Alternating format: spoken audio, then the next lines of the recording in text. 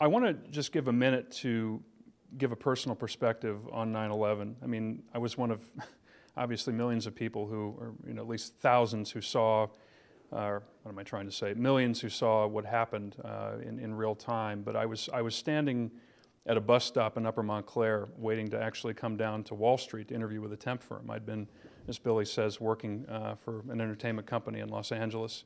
Had been laid off from that job, and was back east trying to figure out what to do next.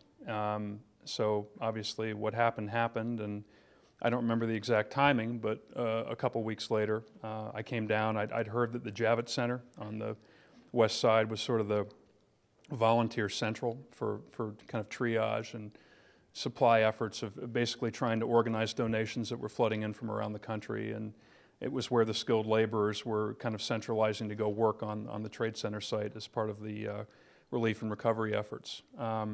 So I showed up that day, and a friend of mine was actually sweeping the sidewalk. He'd been denied entry. So what I did is I went to Duane Reade around the corner, and I bought like $100 of pharmaceutical supplies. And I basically conned my way in, under the pretense of making a delivery to the center. And that was a great entry point, but what I didn't realize is that once you were in, you really couldn't leave. I mean, basically, we were there for 36 or 48 hours.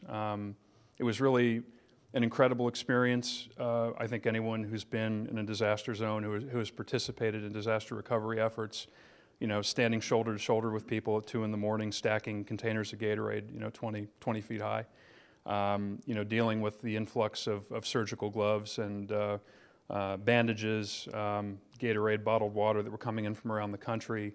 A really vivid memory was a couple who'd driven all the way from Colorado with a flatbed full of medical supplies, and somehow we organized a military escort down to the site. You had people, standing in the streets, cheering, waving flags. It was very emotional, especially for them, given the sacrifice they'd made to come cross country. And then a kind of a sweet and poignant moment, if you could call it that against the backdrop of that event, was a limo driver who kept circling the Javits Center, looking for workers who'd come off shift to take home. And I'll never forget watching these two guys covered in dust and God knows what else, walking out of the Javits Center at 2 in the morning and getting in the back of this guy's limo and getting rides out to the outer boroughs. So it really was, to me, amidst the obvious backdrop of great human tragedy and cost, an inspiring example of what we're capable of as a society, not just a localized population of New Yorkers, but how the country really does band together in a moment of crisis. There were obviously the unsettling aspects of the aftermath that most of us are familiar with if we lived here afterwards.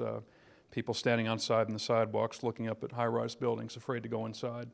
I remember Rudy Giuliani, the mayor, who, at least in my perspective, was the closest thing we had to Winston Churchill in the aftermath of that event, finally telling people, honk your horns, yell at each other, we're New Yorkers, we have to get back to normal.